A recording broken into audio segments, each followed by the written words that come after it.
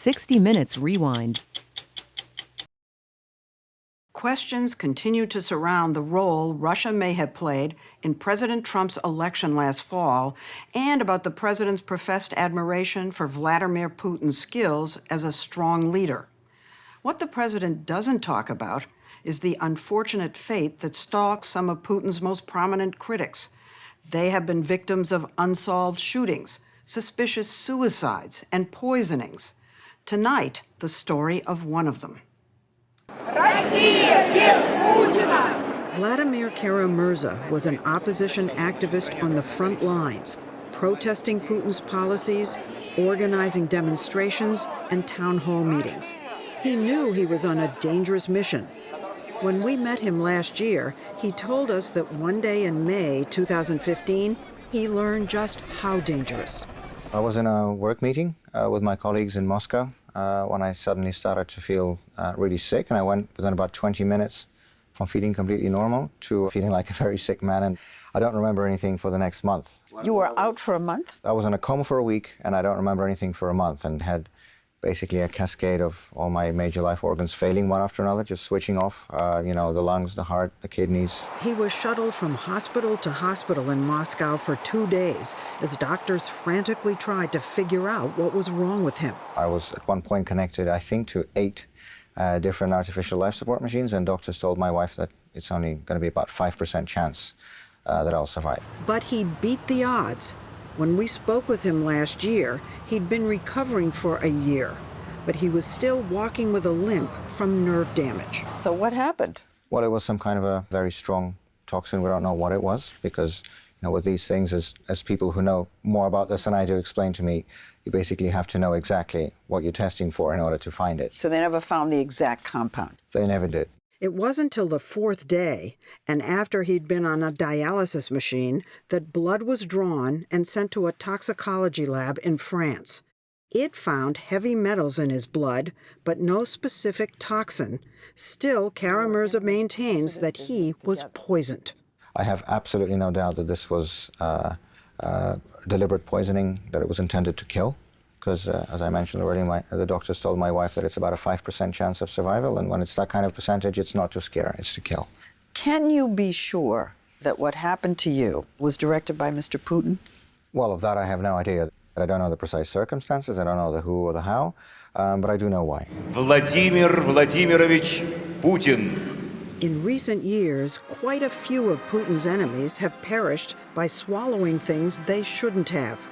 In 2006, Russian spy turned Kremlin critic Alexander Litvinenko drank tea laced with polonium-210. 2 years earlier, the Ukrainian politician Viktor Yushchenko had somehow ingested dioxin. He survived, but was disfigured. But what would the motive be in the case of the critic Vladimir Karamurza? Cambridge-educated, he was for years a Washington-based reporter for a Russian TV station. So he was well-connected and had perfect English, which he used to incessantly criticize the regime on the international stage. A government that is based on genuine support does not need to jail its opponents. As if his outspokenness wasn't enough to anger the Kremlin, he made matters worse for himself when he joined forces with this man. It's death if you cross the Putin regime.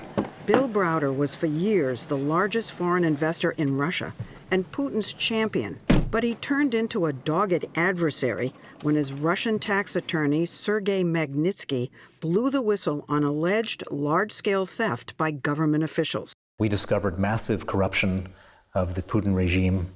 Sergei exposed it, testified against the officials involved. He was subsequently arrested, put in pretrial detention, tortured for 358 days, and killed at the age of 37. Browder was so outraged, he joined with Vladimir Karamurza to lobby the U.S. Congress for a law targeting those responsible for that death and other human rights violations. They succeeded. The Magnitsky Act passed in 2012. It's the first law that sanctions individual Russians, 44 so far. The Magnitsky Act is designed to sanction, to freeze the assets and ban the visas for people who commit these types of crimes in Russia. So they can't get to their money, which may be stashed in the United States. And so Vladimir Putin is extremely angry that the Magnitsky Act was going to be passed. He was even angrier when it got passed, and he was even angrier when people started getting added, names started getting added to the Magnitsky list. One reason Vladimir Karamurza is convinced he was targeted is because 6 people connected to the Magnitsky case, as he was, have ended up dead. One of them was Boris Nemtsov, a leader of Russia's opposition and Karamurza's partner in lobbying for the Magnitsky Act. On the 27th of February 2015, he was killed by 5 bullets in the back as he was walking home, as he always did out in the open without bodyguards. This was an assassination. In some of the deaths, proving there was foul play has been a challenge. Take the case of this Russian banker who came forward with incriminating documents related to the Magnitsky case. Alexander Parapolichny was a whistleblower. At the age of 44, he went jogging outside his home in Surrey, outside of London, and dropped dead. The police deemed it a unsuspicious natural death. Well, they did look for poison, they just couldn't find any. They did a very first-round toxicology screen. They didn't find anything on the first run-through. Detecting poison can be extremely difficult, and there's a reason. This Cold War CIA memo reveals that the Soviets ran a laboratory for poisons in a large and super-secret installation known as the Chamber to test undetectable compounds. In the case of the banker in London, the coroner wasn't willing to give up. He ordered more tests, and 3 years later it was revealed in court that an exotic toxin was found with the help of an authority on flowers. A small sample of his stomach contents was sent to a botanical garden outside of London, and one of the scientists found a compound called Gelsemium elegans, which is a Chinese herb. They call it the heartbreak grass, and it causes a person to die unexpectedly without explanation. Still, there's no direct evidence of a Kremlin connection, but the list of those who've come to die unexpectedly after running afoul of Mr. Putin is long. Political opponents and human rights lawyers have been shot. Overly inquisitive reporters have perished in mysterious plane crashes, or by car bombs, by poison, or gunfire. Journalist Anna Politkovskaya was poisoned and shot. Then there are enemies who kill themselves, one by hanging, one by stabbing himself to death with 2 knives, and one by tying himself to a chair and jumping into a swimming pool. Some of Putin's opponents are in prison, others forced out of the country, like Mikhail Khodorkovsky, probably Putin's most famous living critic. Are you afraid for your own life? For a period of over 10 years, Vladimir Putin had ample opportunity to make a decision about putting an end to my life in a very easy way, just by snapping his fingers. And today, it's a little bit more difficult. Khodorkovsky was once the richest man in Russia until he took to opposing Putin. He was put on trial, his oil company confiscated, and then thrown in prison for 10 years. Home is now London, where he funds a Russian pro-democracy movement. And this is where the plot thickens, because one of his senior organizers on the ground in Russia is none other than Vladimir Kara-Murza. There are people who say that what's happened to Karamurza is a message to you to back off. You know, for 10 years, I was receiving lots of messages from our authorities of various sorts.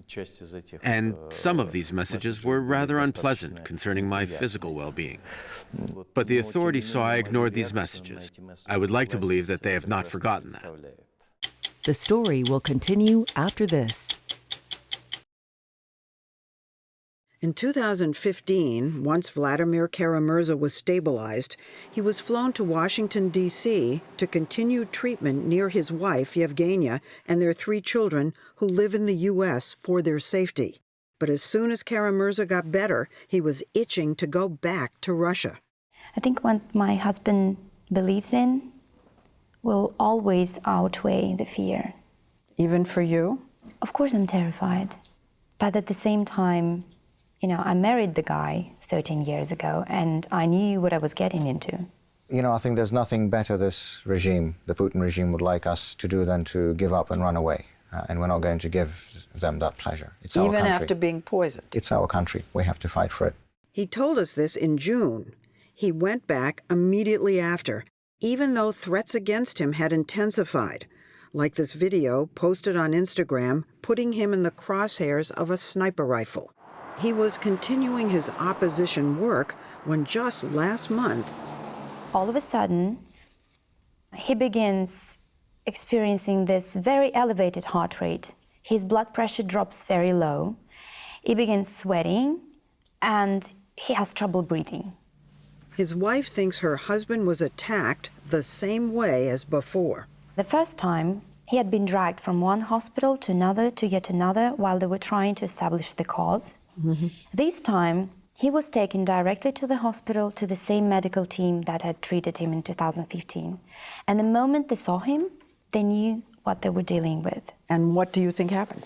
The Russian doctor's official diagnosis is an acute intoxication by an undetermined substance, which is poisoning.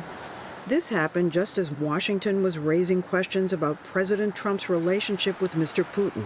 So last month, Vladimir Kara-Murza became an issue on the Senate floor. Vladimir has once again paid the price for his gallantry and integrity. Politicians on both sides of the aisle spoke out against the apparent poisoning, but the Trump administration has not. Remarkably, Kara-Murza survived again. Less than 3 weeks after he collapsed, he was flown to the U.S., and 2 weeks later, we spoke to him for a second time. You look pretty good. How are you actually feeling? Well, you're very kind. I don't think I feel as good as I look. He said he's recovering faster because his doctors knew just what to do this time. The Kremlin has denied any involvement, and since no poison has been found yet, supporters of Putin question whether he was really poisoned at all. We've been told that we are very naive journalists, gullible, and that this whole thing is concocted by the opposition to fool the American people into thinking that that regime would do such a thing. To those who say that this is a plot, I honestly, and I mean this sincerely, I wish they never have to experience what I had experienced twice in the last 2 years. When you're trying to breathe and you cannot.